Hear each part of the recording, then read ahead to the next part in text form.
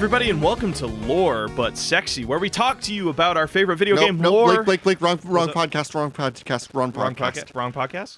Oh, can I finish this pitch at least? We've not taken that podcast yet. Can I finish this pitch at least? Because I think this is a fun pitch. Hello, and welcome to Lore But Sexy, where we read you your favorite video game lore, but as if we're doing a jazz porno. Is that? I don't know. Is that a good idea? Should I invest stock I was into that? really with you. No, hold on. I was with you until the jazz porno bit. AJ, you remember my Catboy video I posted on the internet that like somehow has a fucking But side note, 2020 was a rough year, and the weirdest thing about it for me, outside of all the crazy shit, was I uploaded a fucking Catboy video, and that is the most viewed thing I've had probably of all time. My biggest problem with that is that it didn't go more viral. It didn't be the face of the Catboy fandom. But you know, like, man, that'd be so good if you were just like known as like Blake Rea, internet Catboy. I'd take it. I'd love that. But you know, like the vibes of that, where it's just kind of that sexy jazz going on in the background. Now imagine doing that, but it's the Doom lore soundtrack, not the. Imagine that. The what? Imagine that, but it's, you know, like the Doom lore. Have you finished Doom 2016 yet? Because there are these great sections. Here, can I give you a little bit and we could put some jazz music underneath it? Yeah. Why don't I'll go ahead and throw some jazz music here. Why don't you go ahead and hit me with the lore of Doom? All right, hold on. All right, I'm gonna read the Slayer's Testament. In the first age, in the first battle, when the shadows first lengthened, one stood. Burned by the embers of Armageddon, his soul blistered by the fires of hell and tainted beyond dissension.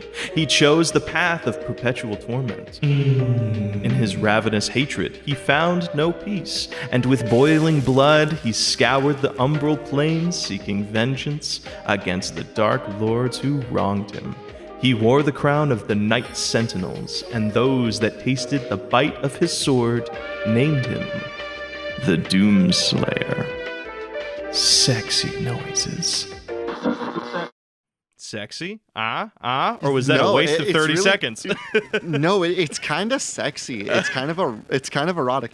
I think this could be something. You know what I mean? Like, you're like, what if we just like did some like erotic lore descriptions? You know what I mean? So Kingdom Hearts is about this ancient magical key, and it's the Keyblade. Fuck, I'm so bad at it.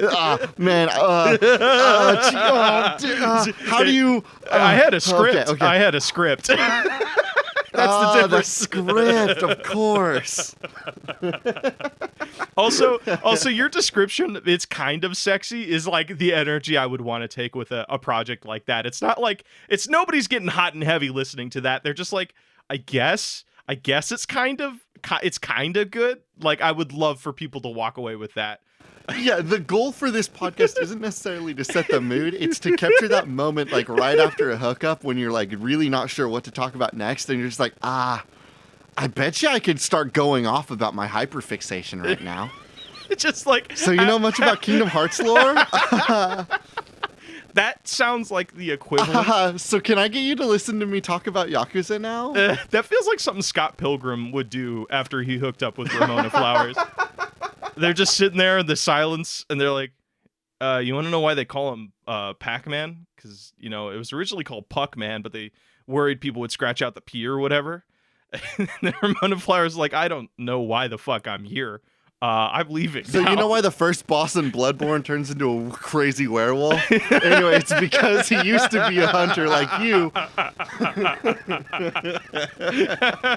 But imagine, like, that's how you know you find the one, So this dog actually has two intro cutscenes if you think about it, because there's one cutscene where like he's super mad at you, but if you went ahead and did the optional boss fights in the painted world, then when he comes to this boss fight, he actually doesn't. He limps at you and whimpers because he doesn't want to have to kick your ass.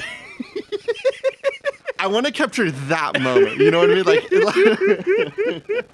but here's the thing. You know you would find the one, though, if they're like, after you're done doing your like 2-hour long talk about like Bloodborne lore, they're like, They just say I love you, and then that's it. And they're like, okay, this is cool. That's how you like determine like who the people that you want to date in your life. Are they willing to listen to you talk out of your ass about Bloodborne lore for 2 hours? No, let's do a podcast to just capture that energy. I think I'm really into you. That TM. I'm going to put a pin in this for us, you and me, starting that Google document folder right now. Lore 2. Like, see, legit though, side thing. I have legit thought about this because I have secret. I have a new channel coming up that's going to be a lot of like, it's going to be like D&D themed. And that's one of the things I thought about. Do you think that would be a good idea? This is like live on air. Tell me my dreams are shitty. Tell me my ideas are bad. A podcast where you just go over video game lore so that other people don't have to? No, that rules. Well, it wouldn't be like a podcast. It'd be like if somebody videos. could tell me right now, hey, AJ, do you want to have somebody romantically and semi-sexually explain to you what Neo is? Yes. All right. TM. Hey, AJ, I know that you never finished Ghost of Tsushima, but would you like to know what happens in that game? Kind of romantically, kind of like you just hooked up with the podcast host? Yes. God, I want to know what happens at the end of that game. Does my uncle still hate me for being a sneaky ninja? Or does he love me, despite my horrible, nasty ninja ways? All right, I'll never know. If you're new to the podcast, wow, that's a serious 7 minutes to walk in on. I am Blake Rea. If this podcast existed, I wouldn't have had to play Jack and Dexter 2 or 3. Oh, to live in a world where I didn't have to play the Jack and Dexter 2 and 3. Oh man. All right, AJ. The bliss I could have had. AJ, introduce yourself. We got this current thing we need to do. We got a podcast. How's it going? I'm AJ Hart. I'm your other host. I help you take horrible, nasty video games from all over the internet and turn them into the next AAA titles. Hell yeah, dude. All right, AJ, we gotta actually wait really quickly before we go into our first submission. I just want to. No, we don't have any stock in GameStop. Please don't ask. No, and yeah, we're kind of bitter about it. We were literally logging into Robinhood right as they closed the GameStop buying stock. I think that's what happened. I know that didn't happen to me. Did that happen to you? Because that would suck so much. Well, you know, AJ, as a knowledgeable man on the stonks trade, I did not invest. I just looked at it and thought, man, that's a lot of money. Like most people I know that invest in stonks, they just like to pull out their phone every 3 or 4 months and be like, man, this is how much money I would have had if I invested at that point in time. That's most of the experience I have with people that own stocks. They're like, man, I had to sell my stocks to pay for rent. But, you know, if I didn't sell my stocks a year ago, I would have had $13,000. And I'm like, bro, you are just like cucking yourself. Like, you're making yourself feel bad. Like, stop looking at the stocks. I've got one friend that is currently in the stocks market, in the stocks machine, as they say. And every, like, month or so, they'll just, like, send us a screen cap of their stock graphs. Yeah. And every time I think to myself, yeah, I should probably get into that. Yeah. And then I don't. All right. Stonks aside, here is the trailer for last week's game, Hooked, a Real Romance. Huh? Oh yeah, Spiritual Successor games. I used to think that the solitary fishing life was all I'd ever see. And if I'm being honest, it started to become all I wanted to see. It was simple and felt honest. Oh, looks like we got a big one today. But one day, I caught something like never before. You're not getting away today! Yeah! Not just the catch of the day, but the catch of a lifetime. Oh no, oh no!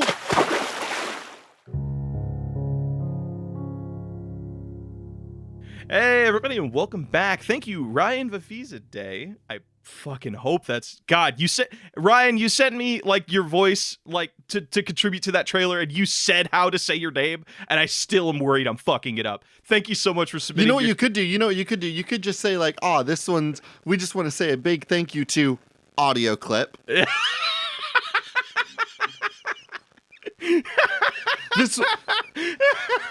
The magic of editing. Hell yeah. The magic of editing. This one goes out to we just want to say thank you so much to our very brief inter-time dimensional guest. Why don't you go ahead and introduce yourself? Thank you so much, Ryan. It's been a blast having you on the show. I'm gonna go ahead and disconnect you from the call now, though. Click. We should do that for every time we have a Patreon voice person. We just because they send us a clip of how to say their name correctly, and that's like, AJ, we're gonna fucking cheat the system. We're no longer himbos, man. We came up with a good, smart idea. Fuck yeah. Yes, we're smart now. Thank you so much. It's time to read a book. No. Thank you so much for submitting your voice. If you want to have your voice featured in a trailer, check us out on Patreon. AJ, hit me with that first submission. Okay. Or do you want me to do it? Do you want me to do it? Are you not ready? Were you not prepared? I was not prepared. All right. Hold on. I'm grabbing my phone to look at submissions, and I have a text from my mom now. That's the submission. You got to read that text now. Coffee or energy drink? ? Blackberry, raspberry, and vanilla?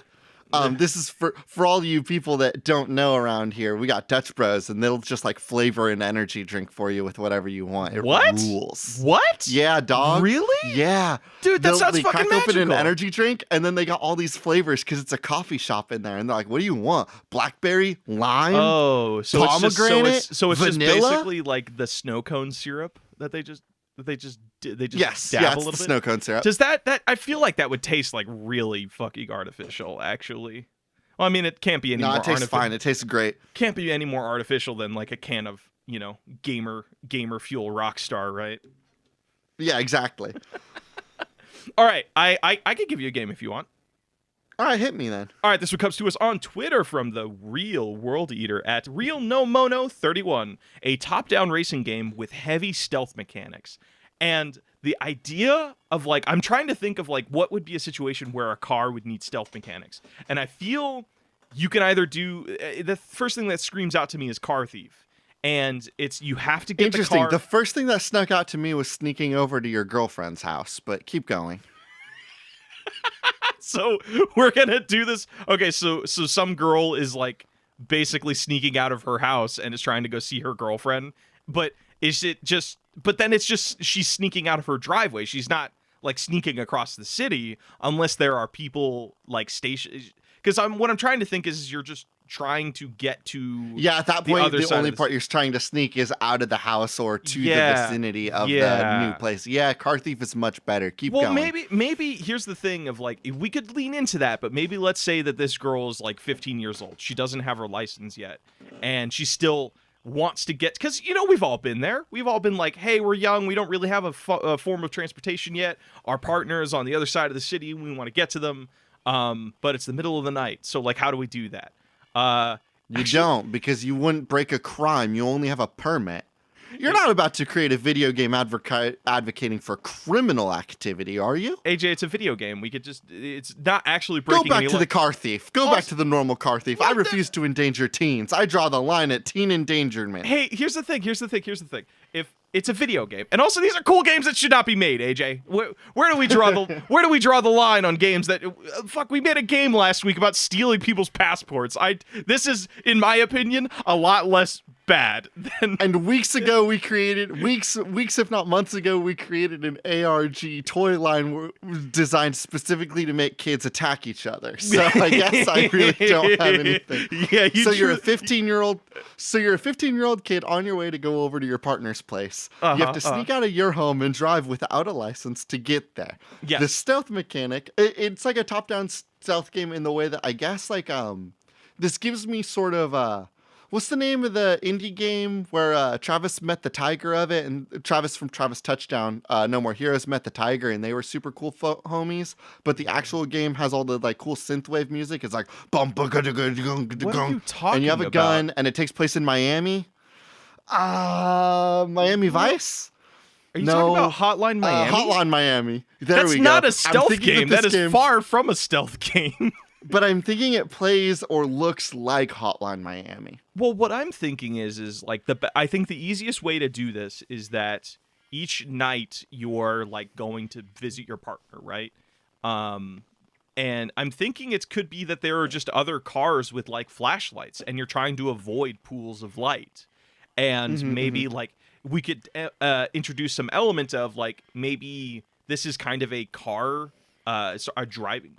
I'm so sorry, by the way, if you can hear Bentley in the background, the unofficial third host of the podcast. He's a fucking just loud cockatoo that's screaming for some reason, and I don't know why. This house is so full of loud animals. No, I get it. I had 3 dogs dancing right by my door. I was wondering if the mic could pick up. Joys of recording remotely, huh? So forgive me for that. But what I'm thinking of this is like it's I'm trying to think of like, do you remember that one stealth game that was huge for a while? It's called Stealth Bastard. No. Was that a Flash game? It wasn't a Flash game, but it felt like one. It was like okay. You are trying to avoid the pools of light, because if you get into any pool of light, you are like a camera picks you up. Or like another good example, it's not necessarily stealth, but remember in Katana Zero, anytime you would go into like a pool of light, an alarm would sound or a door would close. Oh, yeah. Yeah, so I'm thinking the pool of light mechanic of all stealth games, I get you. Yeah, so you have like maybe police cars or, driving up and down streets, like flat, flood lighting or whatever, or maybe there's some other like busy, like some levels could be, it's not necessarily that they're pools of light, but there are like maybe motorcycle groups running through and you don't want to get in the way of them. Because I'm imagining this is as much of a avoiding an accident as it is avoiding being caught. But I mean, I would argue that it is as much in avoiding getting caught as avoiding an accident as time trial as possible. I want to juggle those 3 things. How's it going? We have another excuse to shout out this movie that you and I can't seem to avoid, and that is Need for Speed Tokyo Drift. I just watched that movie yesterday. Oh my god, that movie does still rule. And I saw, and I'm thinking about drifting these days. And what if we did a top-down stealth time trial? But you can only drift.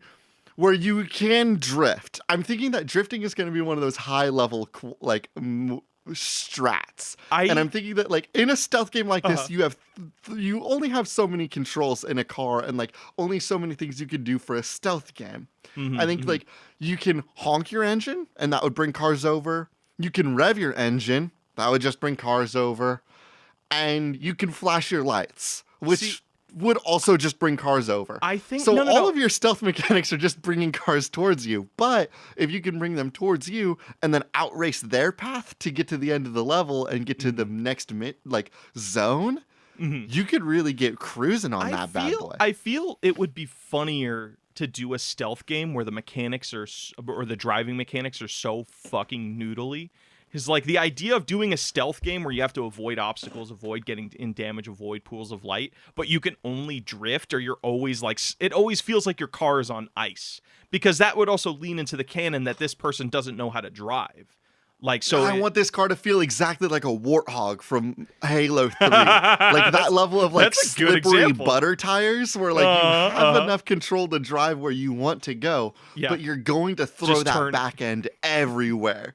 Yeah, like you can drive straight line, super easy. The moment you need to start turning, dude, it's anybody's game. It's butter tire physics, yeah. And again, this is going to be one of those games with like a really, really high skill cap. Like people, the time, the GDQ of this will be phenomenal. Okay, so just as the level progresses, I guess, as the game progresses, you are just taught different driving mechanics, and the whole like.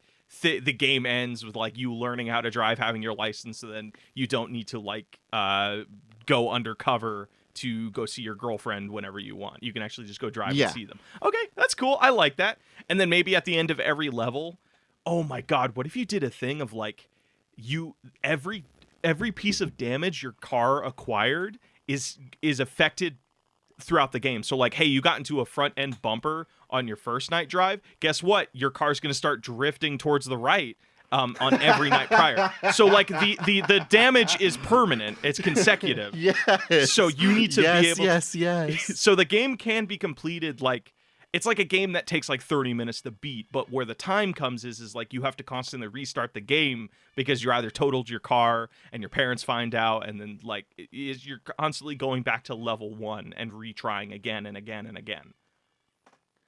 And that could get really frustrating, which could be the should not be made part of this. Yeah, that's the should not be made part. The idea of like, there's no way to repair the car. There's no way to fix it. You just give it more damage as the night goes. That rules. I'm going to put a pin in it. All right, cool. All right, buddy, you got a game? Yeah, this comes from The Real World Eater at Nonomo31. A deck building Tony Hawk where you change cards by switching skateboards. A deck building Tony Hawk? So yes. it's a deck building game. It's a deck building game. So when you're riding your skateboard and then you go up in the air, and like when you hit the air, the game deals out the cards for you, and then you can pick out what cards and what tricks you want to do. Then you hit the ground, and then those cards are reshuffled back into the deck. I'm imagining the big influence I want to take from this is like the Kingdom Hearts Chain of Memories, where they took a full deck building system and slapped it into a third-person action game. God, that's so and fucking all the cool. timing was super wrong. No, it was really bad. It was cool on the Game Boy. Here's brief lesson. Chain of Memories was a Game Boy Advance game for the Kingdom Hearts franchise where they went to a 2D beat-em-up style. They redid the gameplay system so that it was a deck-building game. Essentially, every attack you did was a card. Every potion you did was a card. Every summon or spell you wanted to do was a card. And that deck was shuffled up, and you had to use that deck when you were going through the game. It worked out really good because like it felt really nice. The timing of Sora's attacks in that Game Boy game were all synced up to like a slower pace that a card game felt natural. But not a lot of people played it, and then they decided to take that card game system and just slap it into the Kingdom Hearts 1 engine, where the card systems just laid on top of the original combat timing systems and all the original combat, so none of the timing felt right. You would play cards at like times that felt inhuman or like incompatible with the deck system. You would throw down like 4 cards because it was your normal combo, but it was Sora's combo as made for the PlayStation 2 game, not Sora's combo as made for the Game Boy game. And so what that causes a lot of cards not matching up, a lot of failed combos, a lot of things just feeling really disconnected and uncomfortable.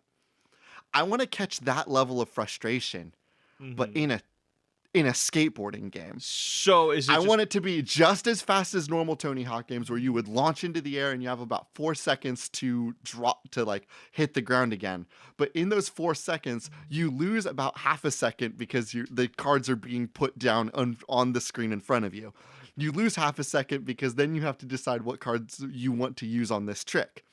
You lose a second because the animation of the cards going up to the center of the screen and then activating on your character. And then it triggers the little animation of the cool tricks you're doing, and then you hit the ground. So really, you have to make every conscious decision in about 2 seconds, including understanding what cards were just dealt to you. Oh my god! I'm wondering if you could do some sort of thing like if you can create your own custom hardware for this. That's like a dual deck. And you remember like the dual decks from Yu-Gi-Oh, where like you can put the card. I'm wondering if you can do a thing where it's like something like that, because I feel like there would be some sort of market to being like, okay, doing the controllers too slow. If I had some sort of like device that I can use where the controls are a lot more immediate, so you have like these videos, like you would have like these videos of You're proposing a world in which somebody drawing their own hand of cards and putting them on the table is faster than their finger press. Yeah. I mean, have you not seen I want to meet this karate expert. Wait, AJ, oh my god, I'm getting a fucking flashback. Oh my god. Do you remember, was it Tony Hawk or Skate that actually had the skateboard you stand on that had the sensors? You buffoon. That was Tony Hawk's vertical downhill jam. So what if you combine that with the dual disc? So you're constantly having to do the skateboard, like you're actually on the skateboard with the sensors and all that shit, and it's just as janky as it was when it came out. But you also have a fucking dual disc that you constantly to maintain momentum and also have the dexterity to like hold cards and being like you have to read them at the same time, make sure you place them at the right time. You can't. Yes. Yeah. Every card is QR coded, so like the machine, the dual disc that you're It's just wearing like Skylanders. will know Yeah. if you have every card in the deck or not. It will know if you draw a card too early, and as such, it will be deactive. It will know all of those things. So you have to draw cards. Like you're doing the Tony Hawk vertical downhill jump. You take the jump. You draw cards yourself. You look at your cards. You play the cards that you want in real time. You hit the ground and keep going. Hey, also, here's another thing that we could do. Hey, wait a minute. Wasn't there a Yu-Gi-Oh generation that was just this? Do you mean? Well, they were on bikes, like they were on motorcycles, but it was on like a track. Of course, they were on motorcycles, right? Thank you. Yeah, Yu-Gi-Oh! 5D. Now I feel like the idiot. Yu-Gi-Oh! On board, stupid. Well, no, you're onto something. You're onto something though, because this does feel very Yu-Gi-Oh-esque. They're like trying to beat fucking like after Yu-Gi-Oh! GT or GX, the one where they were like where you follow Jaden at like Yu-Gi-Oh! High School. That's not called the Yu-Gi-Oh! High School, but it's called something. It was Yu-Gi-Oh! Hogwarts. Yu-Gi-Oh! Hogwarts. Basically. It was 3 houses. One was yellow, one was blue, one was red. It's Hogwarts. It's Yu-Gi-Oh! Hogwarts. So here's what I'm pitching. So you have this dual disc. And remember on like the real dual discs, it had those little like slots that you could slide the card in so the card wouldn't go sliding anywhere. Or fall. That doesn't exist on this dual disc. So if you actually fall or like fuck up, all your cards go spilling out, and then you theoretically you can't access those cards again. So like any cards you had stacked up, any combos you had, that trick is automatically failed. So you not only fail the trick in the game or the combo in the game, you then lose access to those cards for like following tricks. So oh man, dude, this peripheral is going to be so expensive, isn't it? It's like let's just think of the total, right? It's $60 for the base game, plus another like $40 for the skateboard underneath, plus another $40 for the card holder peripheral, and you're plus constantly another $40 plus for the cards. You're looking at like what's this game running you like 260? Yeah, it's like a 200 plus game, and also it like most like living card games like Arkham Horror or the Lord of the Rings thing, a new pack comes out like every month, so you constantly have to be buying new cards to unlock new tricks, skate tricks, and every time you bail these cards, they're fucking cards, dude.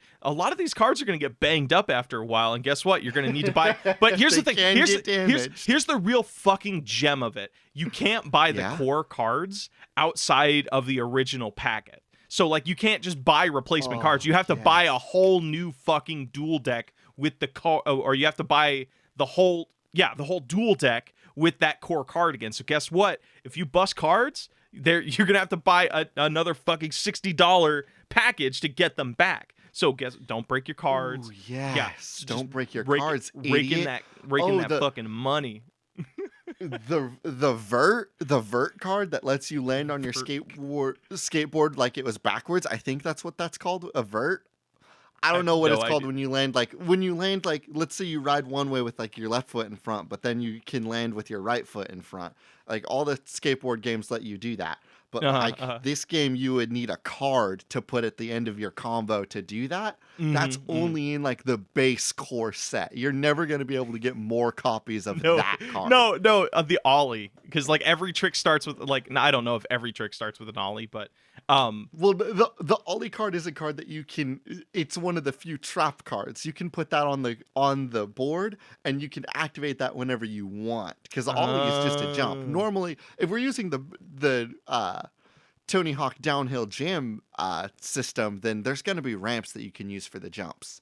Well, what I'm thinking, unless just there going, isn't, just build, in which case you need to activate the ollie card. Well, just building off of what you were saying about like kind of like keeping the most commonly used things to the core pack, I feel like a lot of tricks do start with ollies. Especially because there's I think ollie is just the jump, isn't it? Isn't an ollie just like what you do to make the skateboard go uppy? Yeah, but that's what you also need to do. You need to go up to do a lot of tricks. especially because there's two different kinds of skateboarding. There's like street skate, and then there's I think it's well, this is downhill skate. Yeah. Well, okay. So we're keeping to the idea that this is just a complete downhill like obstacle. Yeah, it's like a skating. snowboarding game. Oh, okay. That does make it a lot easier. I was thinking like, well, but then again, like, what the fuck's the point of the board peripheral? Because like, to steer your dude. Oh, you're right. Okay. And then you can get faster by. I mean, like, also, you're already going downhill. If we want to incentivize and cause more dropping, I think that the little deck that they have on the floor, if they can jump that, then their character will do an ollie. But again, then they might drop their cards. Oh God! Oh no! Oh yeah, baby! Putting a pin in this one too. What do you got? All right, I got another one for you.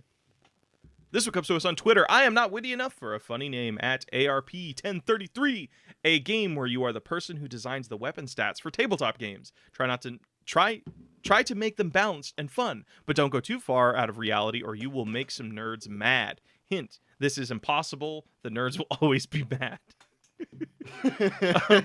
So I'm thinking there's just something about like being a blacksmith and then designing the weapons that you know the adventurers in your town will use. So I'm thinking it would be kind of fun to do some sort of game where like you are the blacksmith. Actually, you haven't played Gloomhaven, but the idea of like this is a hub where all adventurers come to and are constantly, they get all of their food, their resources, their weapons, and other things to go out and go do their adventures. So I'm wondering if you could do some sort of like blacksmithing / economy game where you can design these weapons and how well you design them directly affects the survivability of the adventurers in that town, because all of them come to you for the weapons. They come to you for like magically imbued swords or a pike or yes okay this I love. This kind of hits me in the same way that like the business part of Moonlighter did, or there's this new game on Switch. I haven't picked it up yet, but it's called Takashi and Hiroshi, where you play as in that game, what it is you play as a game designer that's making video games for your little brother. So rather than like you yourself leveling up enemies or like leveling up player characters and stuff, you're deciding what enemies your brother goes against. And you need to make sure that your things are strong enough that your brother gets a good fun time out of beating them, but easy enough that your brother can still beat them. Oh, interesting. But what you're creating is a game from the opposite end. A game where you are the blacksmith that is going to make weapons for people. The game will kind of progress as you do better or worse. Perhaps but they will react. And so you need to say like, oh yeah, I'm going to make a sword and it's like 29 pounds. And that maybe is good. How much should a sword weigh? I think 29 seems like a lot. I think if I remember correctly, depending on the sword, I believe it's around 10 pounds.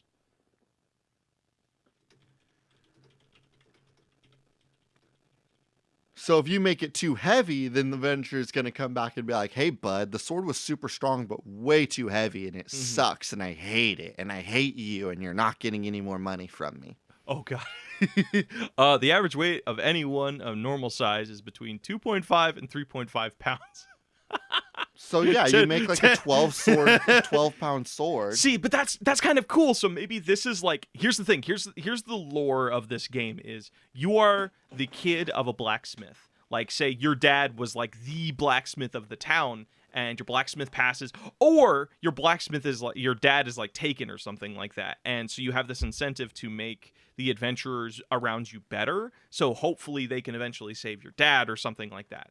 So say yes, and so you're continuing to give them bad weapons with the goal of making them stronger. The adventurer comes back and he's like, I cannot believe you gave me a 12-pound sword. Yes. And you're like, yes, very, so very horrible. But then you notice that guy's strength stat, his gains, his muscles, that sword swinging arm, it's looking good. Could you do like in a weird way? Could you do this as like not like a dating game in the traditional sense, but like like in dating games like Honey Pop, you need to remember certain qualities about that person. And when it comes up in conversation, you need to have them memorized so you can answer. Yes. There will be two qualities of adventurers. There are adventurers, which are just like the general run-of-the-mill characters that you're like, you're kind of giving them whatever you can, but you're not going to be watching their stats necessarily increase. They're the things that are coming in like your general mobs. Then there are heroes.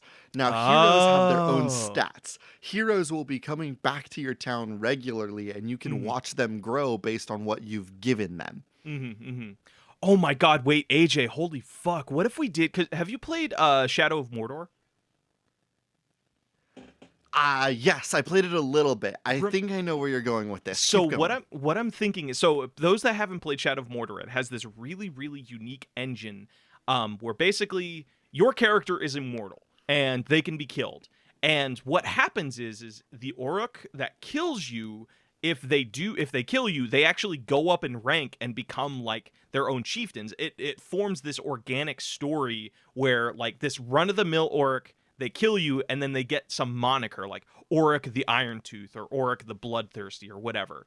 And every time, and if they keep killing you, they keep growing in rank and becoming more and more powerful. What I'm suggesting here is that if you're every person you meet at the beginning is like a traditional, like I'm not a traditional, a starting out adventurer, and depending on how successful you make weapons for them, they can grow in rank and become, like you were saying, AJ, a hero. So like if they die, they don't advance at all, but if they survive their first adventure, they grow in rank, and then suddenly you find out a new preference that they have, and every time they grow, you build a natural organic bond with this adventurer that you're building their swords for. It'll be like say 4 adventurers go by, 4 adventures come, and that character grows by 4 ranks or whatever, and has become like a local hero. Or we can use like the D&D system where it's like a nobody, local hero, known around the continent, like, and then god or whatever. So you unlock new preferences, and they start telling you like about the adventure that they're going to go on. So you have to craft unique weapons for that adventure. Like, hey, I'm going to go slay a pack of werewolves. That means, okay, that's the hint to tell you, okay, your weapon needs to be silvered, but you also need to keep in mind of like silver weighs different. But then you're like, steel. but if I don't give him a silver weapon, he's going to go out there and going to be very underpowered and underprepared for this werewolf hunt. But if he comes back, his intelligence stat is going to go through the roof because he will have figured out how to kill these werewolves without silver. And it's that gamble, right? Do you send somebody in underprepared so that they like have to think their way out and their cunning intelligence stat That's goes? cool. Or do you give them too much gear so they come back and their strength stat is increased?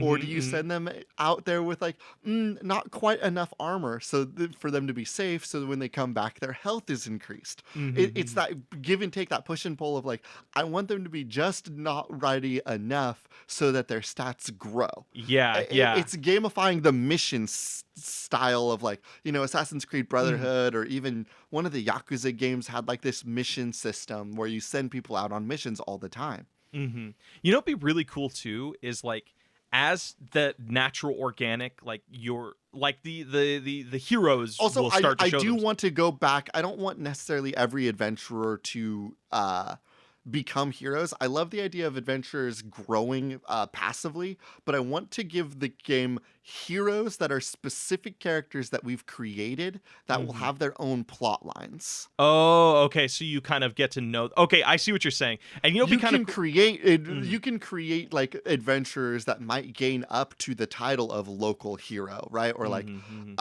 known slayer or something like that. But there's going to be heroes like Keith, and Keith comes in and he's like, "What's up? I'm your boy Keith. I grew up with you and I love you. Mwah, you're my best friend." And you're like, Keith's gonna grow so strong by the end of this game. There's another game that somebody could play where they play as Keith. That's not the game we're making though. We're playing Hero Forge. But I think the thing that you lose with that is then the idea of death doesn't really matter at all anymore. Actually, no, it still can. Like, your main heroes have plot armor, but those like run-of-the-mill adventurers that can grow in rank can die. Like, so Keith is the story protected hero, but then I have an adventurer that I've watched grow named, give me a name. Margaret. I have a local adventurer named Margaret that I've watched her stats grow. I've made her so powerful, and I'm going to send Margaret on an adventure with Keith. We'll see what happens. See, that's where I was gonna get. It would be so fucking cool to see like our core cast of characters grow close together. Like at the beginning of the game, they don't know each other, but they have run-ins while at your blacksmithing shop. Like Keith's coming in to get a sword. About? Dude, we can scrap the whole like run-of-the-mill adventure system and just do like 20 some odd named characters and play it like Fire Emblem. We send them out on adventures together and they grow in bonds. Well, that's okay. I think that should be. I don't think I want it to happen naturally. But they can have permadeath. If they die, they can just be removed from the story. I think because none of the heroes' stories matter because like they're their own unique story that is affiliated with the story of us sending out adventurers to save our dad. Well, what I'm thinking is that you start the game. So like all like that 10, 20 named characters that have their own stories, they have permadeath. But the idea of you don't dictate what adventures they go on because then that just becomes Fire Emblem. I think it's you keep to the blacksmith level where it's like, hey, you run this shop that can build swords, craft like magical staves or other things. That way you have like more than just like a person who you're not just crafting swords. You can also craft magical items, maybe some grimoires or whatever. And then because that would be kind of cool because then out of that cast of characters that are constantly coming and going to pick up their stuff, that's when you can have all of the little chance encounters. It'll be like, hey, and it's all and it could be random of like, hey, Keith is going to run into our little witch character called Sharik. And they're gonna have a little chance, like, and then he becomes like a father figure for this like little witch girl who's like, her thing isn't to destroy monsters. Yeah, Keith comes in one day and he's like, "How's it going, blacksmith? You'll never believe this. I got a daughter. I found a kid in the woods. Yeah, there's a whole ass child. I adopted it, dude. It's got magic powers and shit. This rules. I love being a dad." So, and then you just like watch these stories. It's like a visual novel / like shop crafting game. And then now you've got more stakes because now you're like, oh God, Keith's a dad. I used to just send Keith in with the bare bones because like he's OP as hell and he always comes back alive. But now he's a dad. I can't risk him. Oh fuck! And then you would find out like in another playthrough of the game if you like Keith died before that, you like the kid wanders into your shop maybe by themselves or something, and then maybe you become the dad figure or something. And I don't know, like there's like a lot of like legit potential in a game like that just seems very very like oh my God, I would love to see these characters. This is a game grow. I want to be made. Hey, somebody out here, Blake and I are resigning full ownership of this game. If you want to make a video game where you play a blacksmith, it's just the missions, it's just prepping gear for adventurers to send them out, and it's just a little management game. Yes. Yes. Just send us each a copy though. That's my only request. Dude, that game all right, let's put a big pin in that one because that like I legit really like that one. Let's see here. Let's grab another one from the bucket. This comes from Blue Bowser Stan account at Koopa Kirby, a fighting game or otherwise online PvP game that measures your stats extensively. It ranks your progress online by how many people never play the game after you beat them.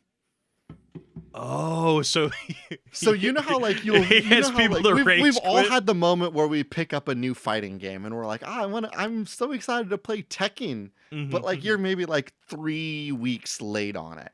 So you pick up Tekken and you hop in online and you just get dunked on, right? Somebody's like absolutely mastered. It just sounds like it just sounds like anytime you pick up a fighting game and need somebody to play with, and I'm the reluctant friend.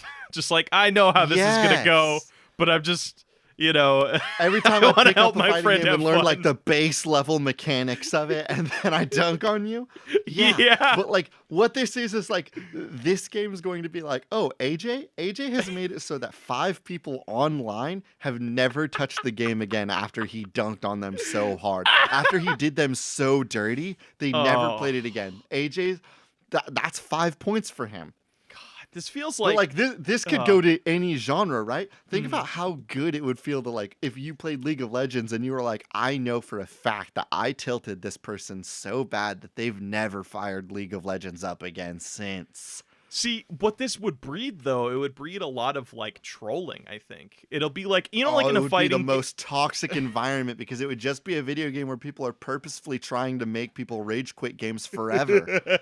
You just have, it like... would just be people trying to master mechanics and then bad manner people. And then it's just, I picture it's like, I've been watching, weirdly enough, I've been watching a lot of Marvel versus Capcom, like, fighting clips from Evo, because it's like fucking, it's so intense, and I'm actually like really into it now.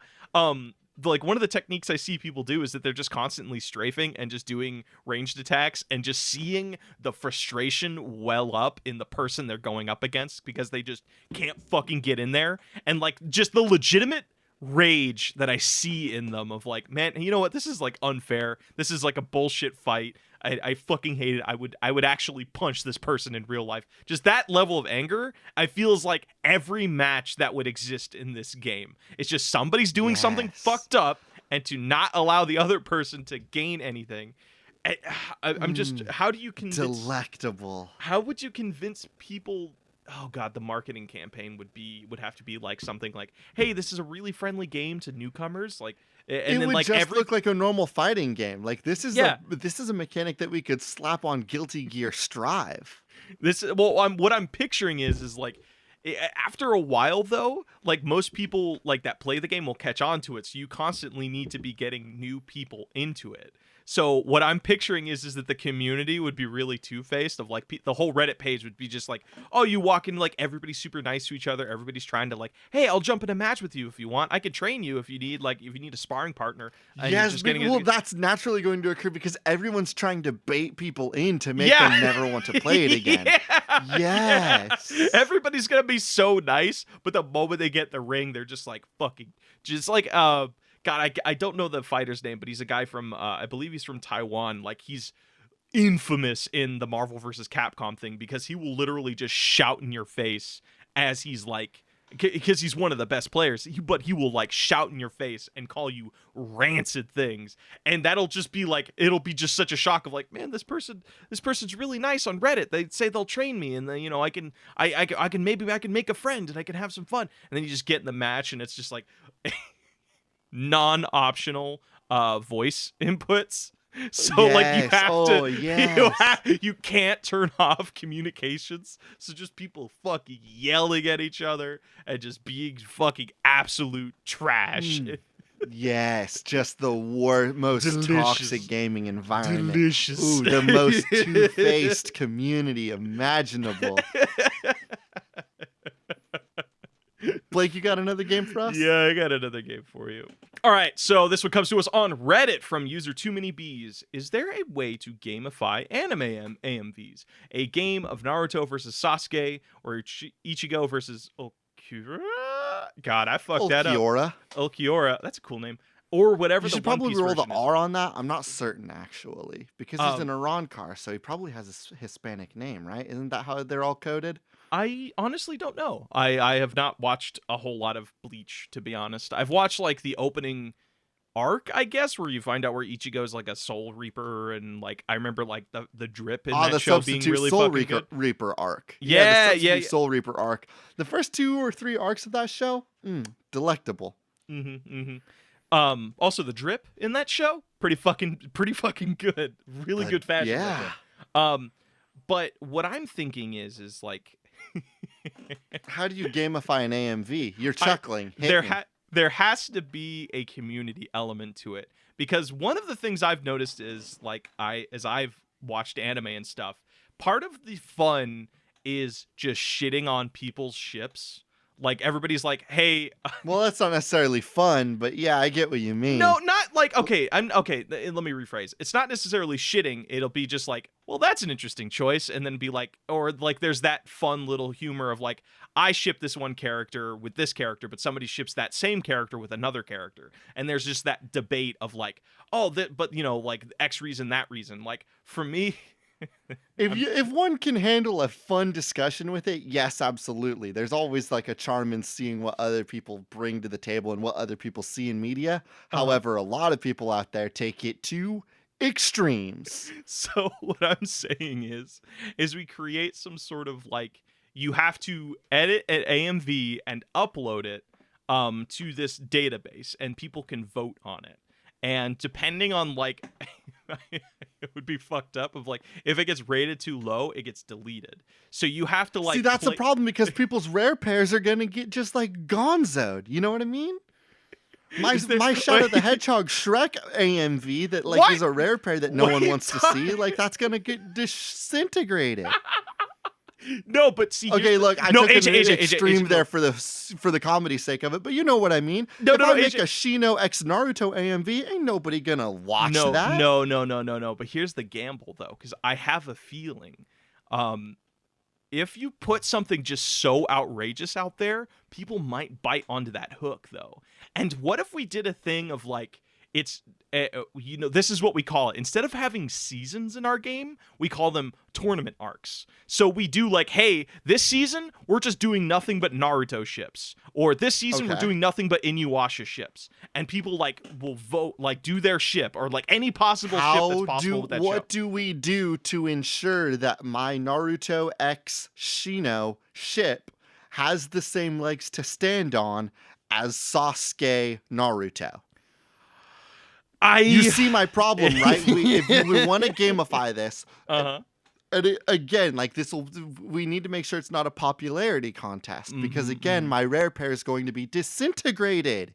I don't know how you can do. A lot of people out there aren't going to understand that, like Naruto, the horrible, obnoxious loudmouth, and Shino, the most introverted character in the series, would be great together. Shino?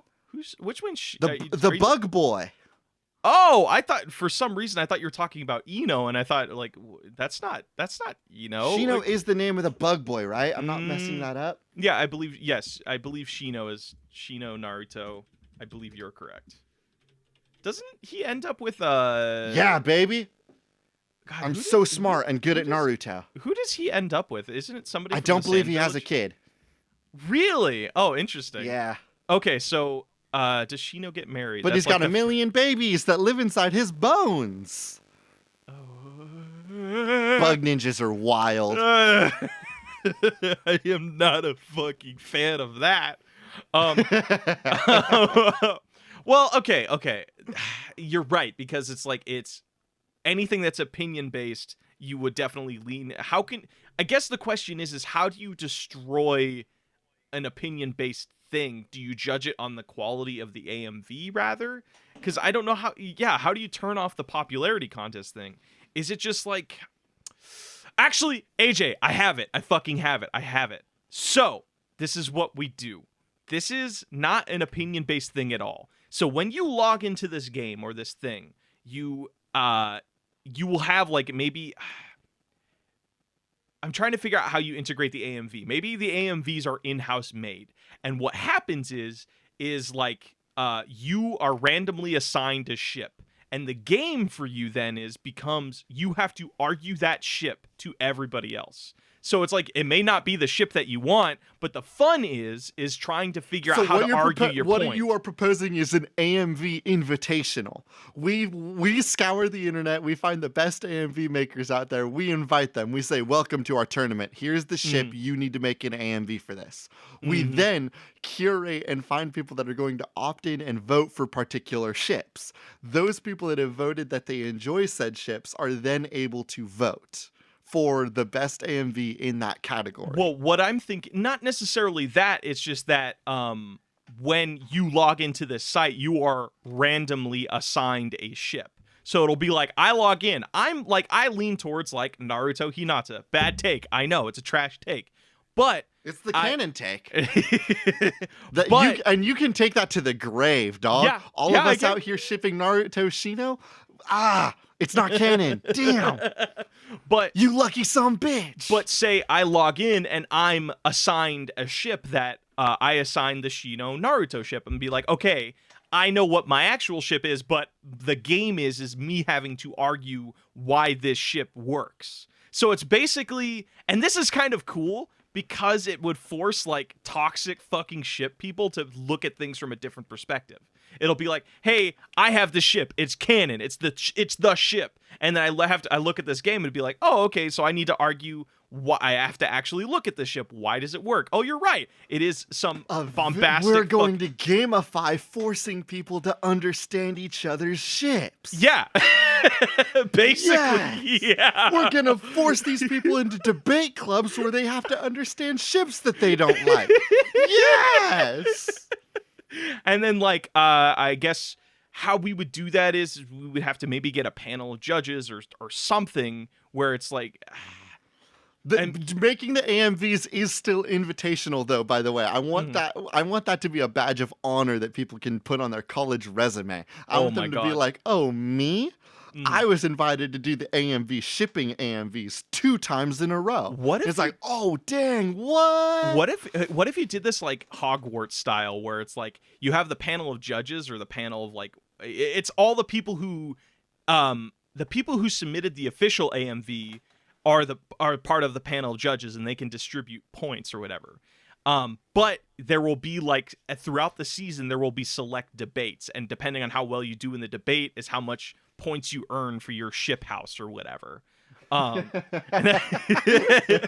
So or something like that. Because And people love faction video games, and the idea of like a game that can seasonally shuffle what faction you're part of, that's fascinating. I love that. And then also there's another thing of like if you make an AMV and submit it to your house, you can just earn points that way. So you're gonna flood YouTube every season with just a bunch of because every AMV that you make for your house, their group to win. Yeah, even if they don't like support that ship, they want their group to win. So you're gonna have like fucking Naruto X Shino, but it's to the tune of God, what's a good bug song?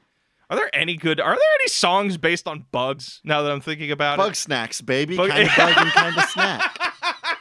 It's just Shino X Naruto. To bug hey, can I get it? Hey, hold on. Can I get a Shino? Can I get a Shino fan cam, please, to Bug Snacks? Please. Please. I might have to make this myself. Dude, do it. Do it like dude, make a 30-second AMV. We'll fucking put it on the YouTube channel. Fuck it. Here comes the Shino fan cam. This fucking Shino X Naruto. Imagine to the people that aren't caught up on the podcast, and we just post that on the YouTube channel, and they're like, "What the fuck is this? What is happening? Why is there an AMV on shot?" Blake. I'm loving this. Unfortunately, it is time. Yeah, we gotta select our nug. What are you thinking? I think it's our blacksmithing. The visual novel or blacksmithing gear prep video game, wherein people come to you, they say your mission, you prep for it. If you under prep them, they have a chance to come back with success and better stats, but they run the risk of dying a horrible death. And also, like, another thing that you can add onto that is what's it called? They might tip you, be like, "Hey, your sword really saved my ass during this thing, and I got a little extra treasure on this thing, so I'm gonna fucking make you. I'm gonna make you some. Here's a piece of treasure, or here's this rare material I found while out and about. You can craft new shit with it, or something like that." Yeah, here's an enchanted blade, and you're like, "Oh, cool, an enchanted blade. I can put that in my inventory, and I can, remove that enchantment and put it onto a different piece of gear later on." Okay. Yes, I love that. I love that idea. I do agree. I think this is the nug. I think that as far as crafting goes, I think that it's a lot of like menus and mini games, right? Like it's a bunch of like short little like forging mini games where you have to like, mash X to make a good weapon or something. Oh, there should also be like match the buttons. There should be like a Stardew Valley thing where like outside of your blacksmithing house, there's a mine that you have to go into. And the mine maybe is well, actually, no, that is starting to lean very hardcore into Moonlighter, and I don't want to do that. Like a foraging thing does seem weird. So maybe there's like But you I have love to the go. idea of there being a town that you can walk around, right? Yes, because like a I town. want there to be like enough of this game that you feel alive in this city, but or in this little town or village or city. Perhaps it even evolves as the game goes on. Yes, exactly, But exactly. but small enough that it still feels like like a management game more than it does a game. There should Action be game. there should be a town, because there's two things that we should have there. One, there should be a little market where you buy all of your resources, like your ore or your leather or whatever. And then as the game progresses, there should be a guild house where all of the people that you service have formed their own guild, and you can go to the guild house and talk to those people between adventures. So you can like build relationships with them. You can go see Keith and his adorable little witch daughter, who's just like constantly conjuring shit in the corner. And she's like just adorable. God, I love Keith and their daughter and their adopted daughter. That like actually might be my favorite storyline. Then you can also like maybe is there like a school or something where you also have to like study like some yes, there's there's like a school. Eventually there will be like a school that opens up of like a school of magic, and if you go there then you can increase like how effective your enchantments will be. There will be like a gym that you can go to, and like that'll increase like how strong the like blades you can make are. Little management games around a full day night cycle, so you're able to do like 2 or 3 things a day. Yeah. You know what you'd also do? Maybe it's not necessarily that you're training people to become stronger so they can go save your dad. Maybe you're sending them out on adventures because they're looking for some sort of rare material that you can use to heal your dad. Like at the beginning of the game, maybe your dad is like frozen in some sort of crystal or something, and they're trapped there, and you can't get them out until you get this specific material that you can slash into the crystal and it'll shatter the crystal without killing your dad or something to where it's not like, because I'm trying to maintain the thing. I got it. There's some sort of like horrible disease that will only be like, it's swept the nation and it's caused a lot of people to pick up this habit of adventuring, because the only way for this like mystery disease to die out is if the Demon King is defeated and slain. So all these adventurers have gotten into the business because every adventurer wants to be strong enough to end the Demon King and cure everybody in this kingdom. And you know what the cure is basically after they kill. So the disease it's is that everybody turns into iron or something like that, because it's keeping with the theme of forging or like metal. Yeah, okay. And basically what happens is after the demon is killed, like you take some material, like you have to like the main demon itself is living iron. And then what you need to do is to heal that person. You need to craft a forging hammer from their like dead like iron body part, and then you smack that on whatever like person got infected, and then all of the iron like maybe sheds from their body, and it just like I love that. Yeah, because then this creates the idea of like there's still a payoff, right? Like what we then get to do is we get to create this moment where like you've continued to play this game, you've leveled up adventurers, you've gotten your like little guild hall nearby brave enough to the point that they're ready to go take on this Demon King mission. They go out, you get the little notification, the Demon King has been slain. Find the cure. And then you, the player, get to do this like mini game triathlon where you have to do like every mini game in the game as hard as it has ever been to create this tool that can cure people. Let me pitch you on something. Because I like the idea. The thing that would make the final mission to kill the Demon King way more impactful, instead of just like getting a notification, is you actually take like a portable like workshop with you, and you have to repair their weapons and armor as they go through the final dungeon. So you're there with them, but that's where you introduce all the mini games. It's like it's just a fucking gauntlet of every mini game you've ever done to make sure their weapons are okay, to make sure their armor, like, hey, in that last battle my fucking my sword snapped in half, I need you to reforge it real quick or something. Or maybe again, this game does have permadeath, so if your characters make that run on the final demon and you fail, you will have probably lost like 4 or 5 heroes. Yes, and then you'll have to go back to town and start like you can put the leveled heroes kind of in the guild hall, in the hospital, some sort of like stationary zone where they're not going to be going out on missions and risking themselves anymore, but you need to get other people up to level to prep them for that raid again. And then there's like, you need to make sure like everybody in that guild is like, what's iron weak to? It's like, there's something that makes iron super brittle, and I don't really remember it, but you need to like make sure all of their weapons are coated in this like acid or something, or like some sort of chemical that erodes that goes against iron enemies like really easily, or make sure and like during that final raid, people will be coming in being like, he's using an ice element now, and like, let me look at my tables and my graphs and see what you need now. This rules. Dude, this is the game. What are we calling it?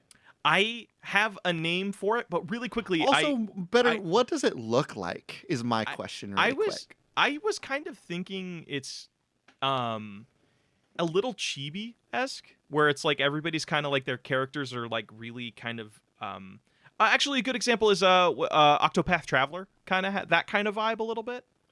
Interesting. I do like that like well lit, like cool lighting effects, and the world is drawn in a really interesting way, but then the characters are all like pixelated.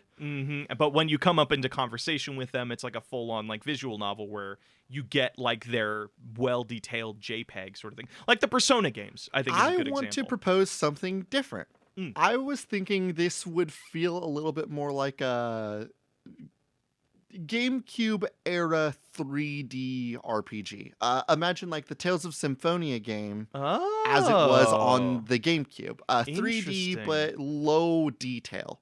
But again, I love this idea of like incredibly detailed lighting and world, but I want it to feel GameCube classic, if that makes any sense. Yeah, I like that because it's very simple, but not in like an offensive way. It is what it is. It's not like hyper detailed or like really massively beautiful. It's just more about like, it just like, how do I describe this? I guess I'm saying like a Bandai style thing, or like an Astral Chain, like, like the general like anime video game, like Code Vein kind of, but again, like less particle effects, less and more world texture. Okay. Interesting. Okay. I want the world and the texture of all of the world and planets to feel very like texture-esque and like tactile, but then I want the character models to feel like a Legend of Zelda Breath of the Wild. That like low detail, smooth character design, but the world is super like it looks kind of like painterly and like oil painting sort of vibe. Yeah. Like you were saying, it has that like Octopath Traveler world detail, but the characters are of a different art style. Yes. Okay. Two things. One, I do have a title, but I want it to be 3D so that you can run around the world and kind of explore and jump and find little hidden collectibles. I think having like a living town grow around you is a really cool thing. Two things. One, we haven't taken from boss fight in a little bit, so I saw something. I apparently our fucking boss fight part of our Patreon Discord just had a whole big discussion on like sunfish for some reason, and I have no what but don't even spend a large portion of their lives actively hunting at depths greater than 200 millimeter, occupying Goth, the epileg and Pacific zones. What in the fucking world was happening? So what I'm thinking... So there's gonna be an underwater dungeon. Yes, and that means you need to build, like, diver equipment. So, like, your technology also maybe advances as you get better as a blacksmith. So you need to build, like, air tanks and a cool little diver helmet or something like that. So there's underwater dungeons, and maybe that's when you start discovering like swords have no use underwater, so it has to be because the drag of the water would make them kind of ineffective. But spears are so effective underwater. Spears, maybe a harpoon gun, because like it doesn't need to be like a pneumatic harpoon gun. It could be like the elastic ones where it's just like it works like a crossbow but underwater. And then you also have daggers and other things, and then you need to figure out some sort of air supply. And if this world is also kind of magical, that I'm imagining there are like magical runes or stones or other things that you can put in there. So underwater dungeons. Do you have a boss fight? Yeah, this comes from Dev. They proposed an NPC that was killed off at the beginning of the game to give the protagonist emotional stakes, but they are a mech now. And I'm imagining this would be one of the heroes. Perhaps not Margaret or Keith, but perhaps a different protag. Some sort of dwarf mayhaps. That was going through an ancient dwarven dungeon, and like they come back into you, and like sort of outside the player's control, perhaps the way that we the player understand that there is permadeath in this game. Sort of you send two heroes out maybe on their like third or fourth mission, and one of them comes back and the game's like, hey, they died. They died and they're not coming back. You know what would be perfect you have to go through this like what? In Age of Sigmar they have something like this. They're called the Duardwin. They're basically dwarves that were reforged in living metal. So, like, it could be, like, something like that. Maybe they died in this dungeon, but then were reformed. So they're basically, I guess a more well-known example would be, what are they called from D&D, the D&D world, where they're, like, living stone, and they're not artificers, are they? Artificer's a class. I know what you're talking about, like a golem. Yeah, basically. You're just like you're made out of like metal and material, but you're not like a clockwork sort of soldier. You're just like you're just living metal. So that this would be character cool. that was given to the hero very early on, this hero that was given to the player really early on, so that we could, one, get another hero early on, and two, understand that there is permadeath in this game, even for the heroes, especially for our heroes. Then later on in the game, probably you get a mission where like it's like, clean out the dwarven blah blah blah, and you send that hero out, and they come back and they're like, you're never gonna believe what I saw. And they're just like suddenly made of just shiny brass and gold and shit like that, and then just like perhaps then this underwater dungeon and this moment where you slay your old hero's companion, maybe there is like you were proposing this like raid mechanic where like you had to do the mini games as fast as you could, as quickly as you could, so that you could get the people back out in the fight. Perhaps that's something that happens more regularly than just the final act of the game. Perhaps that's how we close out major chapters in our game. Oh, so we can interesting. or maybe major chapters of characters' arcs. Yeah, our heroes' arcs. Like certain characters have ties to certain dungeons, because that's like going off of the example of that's where that character died, like maybe their arc is that they want to get their body back so they can bury it. So it'll be like, hey, I died in this, but I was reforged, but I need to train and get better so I can go get my own body. Their companion died. You were given two heroes at the beginning. One of them died. The other came back. The character that came back, their arc is kind of like mourning for them. But yes, this idea that they need to get back in that dungeon and get that body so that they can bring them back to a resting place, that still works. That's cool. Or it could be that they're trying to reforge them as well. Could be, or maybe it's not something like I don't know. There's a lot of like deeper cool shit with this game that I feel that can be done. God, I wish you and I were actual game designers sometimes. Yeah, right? But this idea then that like we can have sort of like these more regular raids wherein characters, you grab up as many characters as you want to or feel comfortable doing this in a way that like rewards will still be spread out in a nice way that all of the heroes that go in for it would enjoy it. Perhaps there's even like a odds of them accepting the mission type deal. You go in, you do your quick mini game, you understand that raids are a thing, so that when you do it in the final level, you're not particularly unprepared for it. Yes. Okay, all right. I think we've run out the clock a little bit. I have a name for you, and then we can head on over to patch notes. How's that sound? Hit me.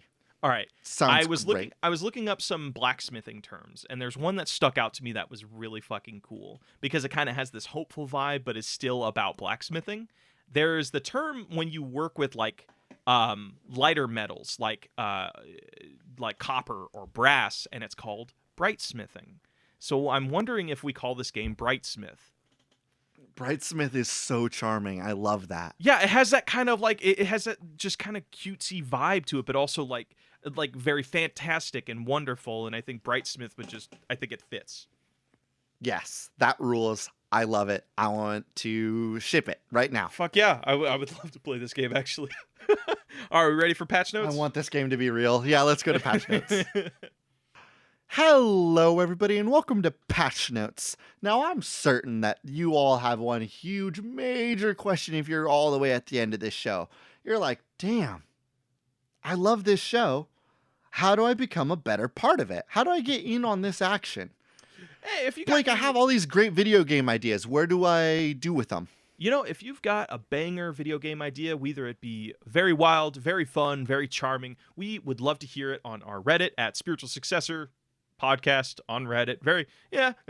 Or you could email us at spiritualsuccessorpodcast@gmail.com, or, in my personal favorite, you can message us on Twitter at our handle, SpiritualSuck. You get a good chuckle out of that. Just tweet at us. Oh, did I say message? Yeah, but that's fine. That's what I'm here for. I'm the support. I got you, bud. Yeah, I'm here to make any vocal retractions necessary. Tweet at us at Spiritual Successor. Or I'm sorry, at Spiritual Suck. Dang it, I messed up too. How are we so bad at this? And we're working on it. Patch notes things are still a work in progress. But yeah, check us out on Twitter and on Reddit. I will be posting up some beautiful Brightsmith art this coming Thursday on our Twitter and Reddit. So if you're interested in checking that out, come on over. Come on, yeah. And maybe I don't know if we're gonna do it, but I want to really lean into it. We should totally do that Naruto Shino AMV. It doesn't need It doesn't need to be high effort. It just needs to be. I might make the Shino fan cam. I don't know about a full AMV, but just like a little fan cam for Shino while jamming out to Bug Snacks. Maybe. That would be very fun. All right, everybody. Thank you for listening. As always, everybody, our intro and outro is Cheap Shop by Anna Monoguchi, an excellent song from an excellent band for an excellent game. I have been your host, AJ Hart. And I have been your other host, Blake Rea. This has been Spiritual Successor, and these are cool games that should not be made. See you later, suckers.